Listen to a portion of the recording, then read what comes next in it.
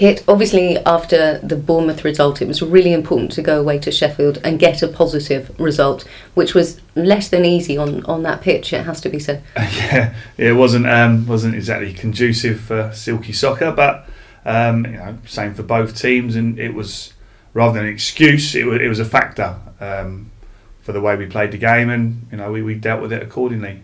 Going behind again, obviously frustrating for you to be watching from the touchlines, but the resilience shown in coming back from that 1-goal deficit was obviously really pleasing.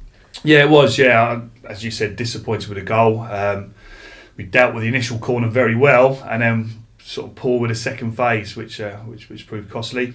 But then we showed good resilience, good character to get ourselves back into it. And once we got the equaliser, we had the better chances to go and win the game. Couldn't quite take the opportunity. Yeah, but there were a couple of great opportunities at the end that could maybe a better decision made. Well, it was, and again, we've looked at it, we reviewed it in the video, and some of it was down to the pitch, but we got a few instances where we had a man over, sort of in and around their penalty box, and we could just get it to that spare man. It could have been a different outcome, but couldn't quite find him. But it was good situations and opportunities for us, but that's it. We couldn't quite take them on the day, but. If we keep making those opportunities and chances, then the goals will come. What was the most important thing? Was it making sure that defeat against Bournemouth had gone, or was it grinding out a result? Because that's really what happened. Well, it was a bit of both. We had to. The Bournemouth game had gone. It was very, very disappointing, and not good enough from our point of view.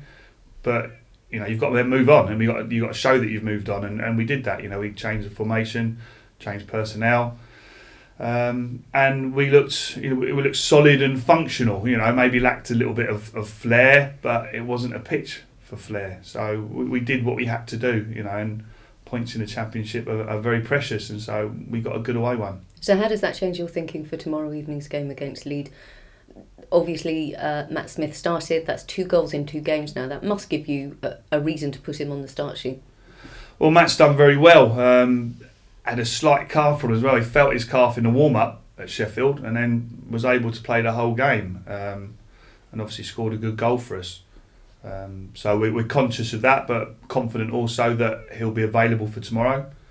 And he's done great since he's come back in. He's given us a different way of playing, a different dynamic, which I think in the Championship sometimes you need. I was at the Reading game last night and saw Steve Cottrell, who was absolutely buzzing for Matt to have come back and done so well. So it was important he went out and got Matt's fitness, got his confidence up, scored some goals.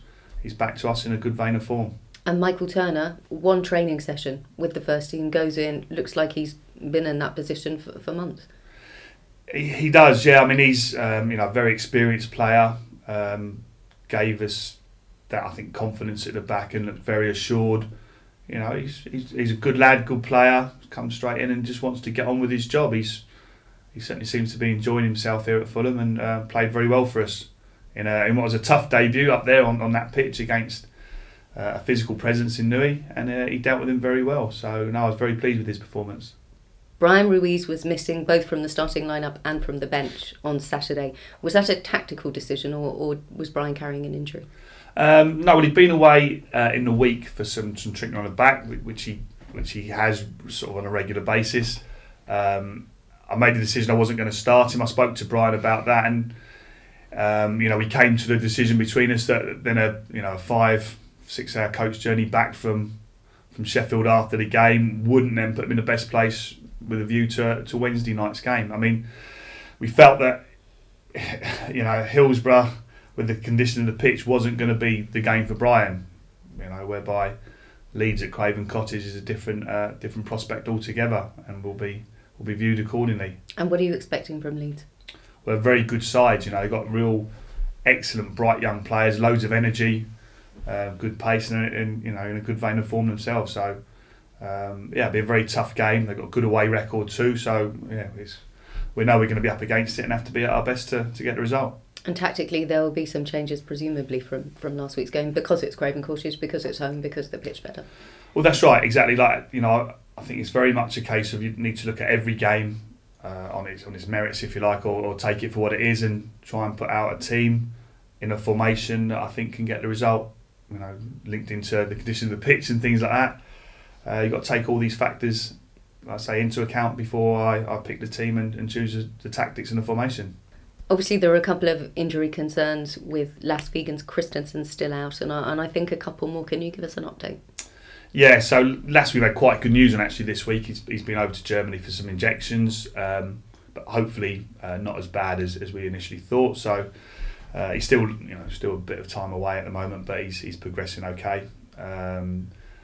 Taggart with his hamstring and Moussa Dembele both got slight hamstrings, but they'll probably both be about a week, 10 days away, and then hopefully they'll both be back in contention. Emerson Hyndman is now back in full training, which is great. Could be looking at getting some game time very soon. So overall, not too bad at all.